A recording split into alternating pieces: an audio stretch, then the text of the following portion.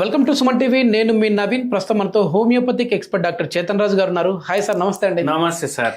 Sir, పల్లెటూళ్ళలో పెద్దవాళ్ళని చూస్తే మనము అంటే ఒక 75-80 ఏళ్ళు ఉన్న వాళ్ళని చూస్తే అసలు నడిచేటప్పుడు ఎక్కడే కూడా అబ్బా కాళ్ళ నొప్పులు అనే మాట రాదు. ఏంటంటే ఏదో ఉంటే ఒకవేళ ఆ సపోర్ట్ కోసం ఏదన్నా ఒక స్టిక్ పట్టుకుంటారు. కానీ ఇప్పుడు జనరేషన్ చూస్తూ ఉంటే సార్ 20-25 ఏళ్ళకే అమ్మ అంత దూరం నేను నడచలేను, నా వల్ల కాదు, మోకాళ్ళ నొప్పులు ఉన్నాయంటారు. సో ఏంటంటే ఈ జనరేషన్కి మొత్తం మనం చూసుకుంటే లైఫ్ స్పాన్ అనేది తగ్గిపోయి రోగాలు అనేవి పెరిగిపోతూ ఉన్నాయి. సో ఈ మోకాళ్ళ నొప్పులు మెయిన్గా చిన్న ఏజ్లోనే రావడానికి రీజన్ ఏంటి? అదేవిధంగా బోన్ స్ట్రెంగ్త్ పెరగడం కోసం హోమియోపతిలో ఎట్లాంటి మెడిసిన్స్ ఉన్నాయి? ఒక పేషెంట్ వచ్చారు మన దగ్గర మోకాళ్ళ నొప్పుల ప్రాబ్లం తోటి. ఏజ్ ఏమో 52 ఏండ్లు. ఓకే. ఫీమేల్ పేషెంట్ ఉండేవాయి. ఆ అమ్మ మొత్తం బాధలు చెప్పుకునేటప్పుడు ఎంతసేపు చెప్పుకున్నారు, ఎంతసేపు బయట వెయిటింగ్ చేసిండ్రు. ఏం చేస్తుండే తెలుసా? ఇట్లా కూర్చొని వాళ్ళ బాబుతో మాట్లాడేటప్పుడు మసాజ్ ఇట్లా మోకాళ్ళకి మనతో మాట్లాడేటప్పుడు కూడా ఇట్లానే నడుస్తూనే ఉంది. అయితే ఏందమ్మా ఇట్లా నేను ఆపేసినాను అంటే నాకు నొప్పులు పెరుగుతున్నాయి. Okay okay. ఆపేసినాను అంటే నొప్పులు పెరుగుతున్నాయి నాకు. ఇట్లానే ఉంటా మొత్తం రోజు.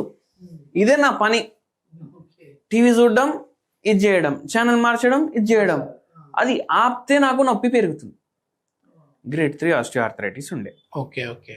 అయితే వీళ్ళు 5 ఉంటారంట ఇంట్లో. 5 ఇంట్లో ఉంటే వాళ్ళ ఇల్లు మొత్తం ఎక్స్పెన్సెస్ నెలకు ఎంత ఉండాలి?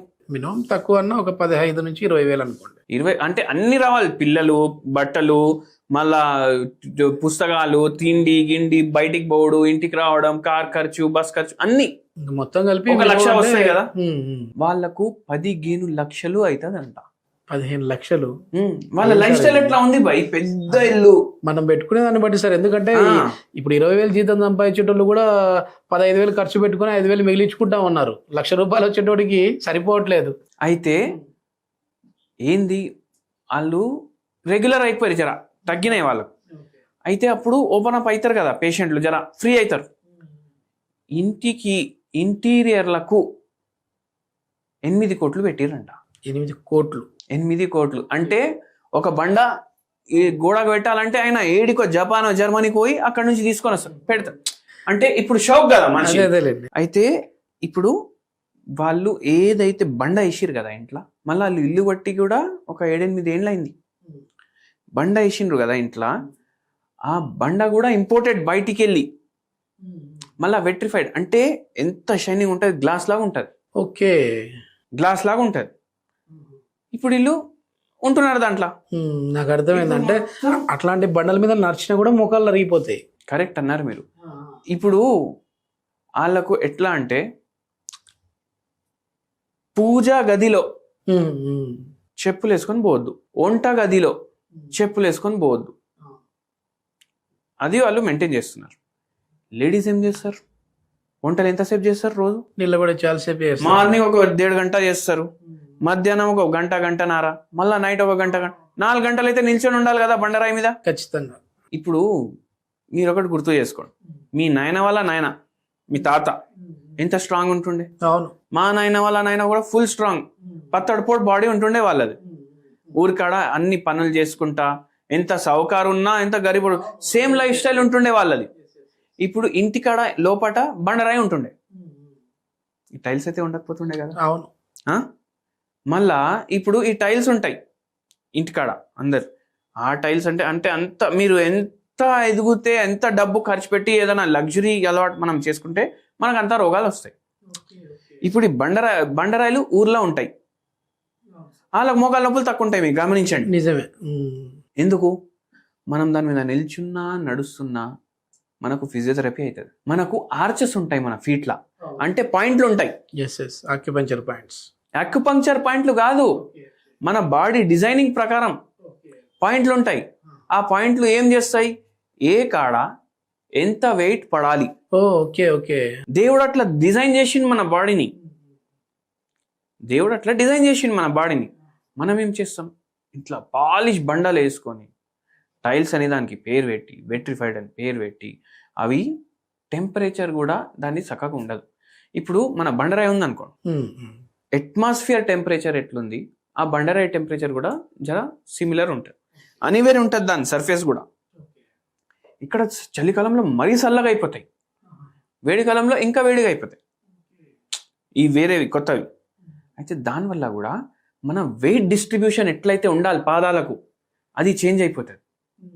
దాంతో పాదాల్లో స్వెల్లింగ్, మోకాల్లో నొప్పి, ఈ ఉంటాయి కదా హిప్ జాయింట్స్, ఈ చిప్పలు పాడవడం ఇట్లా అవుతుంది. సో ఈ పేషెంట్లో కూడా అట్లా అయింది. ఇప్పుడు మనం ఇప్పుడు చూడండి చిన్న పల్లెటూరు అనుకోండి, అక్కడ మోకాలు నొప్పి పేషెంట్లు తక్కువ ఉంటారు. ఎందుకంటే వాళ్ళకి సాధనాలే ఉండవు కదా, ఒక్క కాడికి ఇంటికొకడికి పోవాలంటే వాకింగ్ పోతారు వాళ్ళు 1.5 కిలోమీటర్ 2 కిలోమీటర్స్. మనలాగా యాక్టివ్ వేసుకొని బర్రని వెళ్ళిపోరు వాళ్ళు, అవునా కదా. అయితే షుగర్ పేషెంట్లు తక్కువ ఉంటారు, మోకాలు నొప్పి పేషెంట్లు తక్కువ ఉంటారు. అందుకే డాక్టర్లు అందరూ సిటీకి వచ్చి పెడతా ఉంటారు హాస్పిటల్స్. అయితే ఇప్పుడు మళ్ళా పల్లెటూరు నుంచి చిన్న టౌన్కి వెళ్ళండి, జర చిన్న చిన్న ప్రాబ్లంలు పెరుగుతాయి, అవునా కదా. ఇంకా పెద్ద సిటీకి రండి, మోకాలు నొప్పి, షుగర్ వ్యాధి, బీపీ వ్యాధి ఈ పేషెంట్లు పెరుగుతారు. సిటీలోకి వెళ్ళి డెవలప్డ్ సిటీ టోక్యో లేదంటే New York, new Jersey full developed, అటు గోక్కోవడానికి కూడా ఒక మషిన్ ఉంటుంది. సో అప్పుడు ఏమైపోతాయి, ఇంకా రోగాలు పెరుగుతాయి, క్యాన్సర్ వ్యాధులు, ఆటో ఇమ్యూన్ ప్రాబ్లంలు, ఇవన్నీ. ఎంత డెవలప్మెంట్ అవుతున్నాం మనం, మన శరీరానికి అంత హాని చేస్తున్నాం, సింప్లిసిటీ మనం లీడ్ చేస్తలేం. మళ్ళా ఈ టైల్స్ ఉన్నాయి అంటే మళ్ళీ యాక్యుప్రెషర్ చెప్పులు వేసుకుంటాం. మనకు ఫ్రీలా బండరాయి మీద యాక్యుప్రెషర్ అవుతుండే కదా, మట్టిలో నడిస్తే యాక్యుప్రెషర్ అవుతుంది కదా, మళ్ళీ చెప్పులు ఎందుకు మనకు, అవునా కదా. సో అట్లా చెప్పులతోటి ప్రాబ్లం అవుతుంది. మళ్ళీ ఇంకోటి హై హీల్స్ వేసుకుంటారు కొన్ని లేడీస్. అవును, ఏందండి ఎందుకు అయ్యమ్మ ఆయన జర పొడుగుంటారు, మళ్ళీ ఫోటో తీస్తే మనకు కరెక్ట్గా రావాలి కదా ఫ్రేమ్ అనేసి అంటారు. దానికోసం హై హీల్స్ వేసుకుంటారు. దాంతో నరాల బలహీనత, నడుము నొప్పి ప్రాబ్లం, మోకాల నొప్పులు, పాదాల కింద తిమ్మిర్లు, మంటలు, ఇవన్నీ దానివల్ల వస్తాయి. Okay okay. సో లైఫ్ని మాడిఫై మనం మన హెల్త్ కోసం చేసుకోవాలి, కానీ మన బాడీ మాడిఫికేషన్ లైఫ్ థ్రెటనింగ్ అవ్వద్దు. అట్లా మళ్ళీ ఈ పేషెంట్కి మనం ఏం చెప్పినాము, మీ ఇష్టం అమ్మా ఇట్లా ఉంటుంది, ఇట్లా మీరు ఇంత తయారు చేసుకున్నారు కదా ఇట్లా ఉంటుంది, మనం మందులు అయితే ఇవ్వడం స్టార్ట్ చేస్తాం. తగ్గడం స్టార్ట్ అయింది. ఓకే, తగ్గడం స్టార్ట్ అయినాక ఏందమ్మా మళ్ళా బండ అది ఏంది సార్ మీరు అది అన్నారు కదా అట్లా మళ్ళీ కోట్లు పెట్టించి బండలు వేయించడం, మళ్ళీ ఏం చేసినామంటే ఏం లేదు సార్, ఇప్పుడు నేను పూజా గదిలో పోగానే కింద కూర్చుంటా, మ్యాట్ వేసుకొని కూర్చుంటా. ఇప్పుడు వంటింట్లో పోతలేను, నేను చెప్పులు వేసుకొని ఉంటున్నా ఫుల్ డే. Okay okay. మళ్ళా మీరు ఇచ్చిన మందులు వాడుతున్నా అండ్ ఆపరేషన్ కూడా చేయించుకుంటలేను. మీ మందులతోటి నాకు మంచిగా తగ్గింది, ఆపరేషన్ కూడా చేయించుకుంటా. వాళ్ళకి ఒకటి చెప్తా సార్, మన దగ్గరకు వారం తర్వాత ఆపరేషన్ చేసుకుందామని అనుకునేటోళ్ళకు కూడా నొప్పులు తగ్గినాయి. కానీ నేను ఒకటి చెప్తా, మనము ఎంఆర్ఐ కానీ ఎక్స్రే కానీ సిటీ కానీ ఎప్పుడు చేపిస్తాం, మనకి డిసీజ్ ముదిరింది అని తెలిసినప్పుడు డాక్టర్లు రెఫర్ చేసినప్పుడు ఎప్పుడు రెఫర్ చేస్తారు. మనకు పరేషాని దానివల్ల వస్తుందంటే మనం డాక్టర్ దగ్గర పోతాం. డాక్టర్ దగ్గర పోయి ఇది ఉంది అయ్యా పరేషాని అంటే నా ఎక్స్రే చేపిస్తే మనకు తెలుస్తుంది. అంతలో ఇంత అరిగిపోయింది. చాలా మందికి రోగం ఉంటది, వాళ్ళకు సిమ్టమ్లు ఉండవు. Okay okay, asymptomatic. అది ఎందుకు ఉంటుంది, 21 తర్వాత మన బాడీ చచ్చిపోవడం స్టార్ట్ అవుతుంది. ఓకే, 80 ఏండ్లకు మనం చచ్చిపోయినా ఆ ప్రాసెస్ ఏమో 21 ఏండ్లకు స్టార్ట్ అవుతుంది. Okay okay. మెల్లమెల్ల సంపుకుంటా బాడీ ఒక రోజు పూర్తిగా మన ఆత్మ వెళ్ళిపోతుంది బాడీలోకి వెళ్ళి. సో ఈ ఎక్స్రేలు ఎంఆర్ఐలు ప్రతి పేషెంట్కి ప్రతి మనిషికి చేయించినాం అనుకోండి, కొందరికి నడుములో ప్రాబ్లం, కొందరికి మెడలో ప్రాబ్లం, కొందరికి మోకాల్లో ప్రాబ్లం, కొందరికి పాదాల కింద ప్రాబ్లం, ఏదో వస్తూనే ఉంటుంది. కోవిడ్ టైంలో టెస్ట్ చేస్తే అందరికి బయటపడతా ఉన్నట్టు, అందరికి బయటపడ్డా. ఇప్పుడు అందరికి కోవిడ్ ఉండే కానీ అందరికి సిమ్టమ్లు లేకుండే కదా, అట్లనే.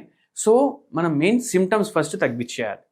మళ్ళా ఒక 10 మందికి, ఇప్పుడు 52 ఏళ్ళు ఈ పేషెంట్ ఏజ్, 52 ఏజ్ వయసు వాళ్ళు 10 మందికి మనం టెస్ట్ చేపిస్తే యావరేజ్గా వాళ్ళ మోకాలు ఎట్లున్నాయి, అట్లా మోకాలు అయిపోతే కూడా చాలు కదా, చాలు, కథం తగ్గిపోయినట్టే కదా. ఓకే, హోమ్ రెమెడీ ఏంటి సార్ మా వాళ్ళ? హోమ్ రెమెడీ, అచ్చా ఈ పేషెంట్కి కూడా ఒక హోమ్ రెమెడీ చెప్పినాను నేను. అయితే మీ అందరికీ కూడా చెప్తాను నేను. ఏంటంటే ఒక చాయ్ దొరుకుతుంది, ఆ చాయ్ పేరు వైట్ టీ. వైట్ టీ అంటే ఏంటంటే మన టీ లీవ్స్ ఉంటాయి కదా, దాంట్లోనే ఒక రకం. ఓకే, దీంట్లో యాంటీ ఆక్సిడెంట్లు ఫుల్ ఉంటాయి. యాంటీ ఇన్ఫ్లమేటరీ ప్రాపర్టీలు కూడా ఉంటాయి. ఓకే. ఇది మీరు తెప్పించుకోండి. మీ white tea order online home delivery అంటే వస్తాయి. చాయ్ రేటే ఉంటుంది మీకు. Okay okay. కొంచెం మీకు ఒక 20 రూపాయలు 30 రూపాయలు ఎక్కువ ఉంటుండొచ్చు గంతే.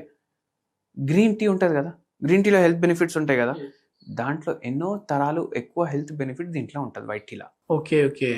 Anti inflammatory properties, energetic properties ఉంటాయి.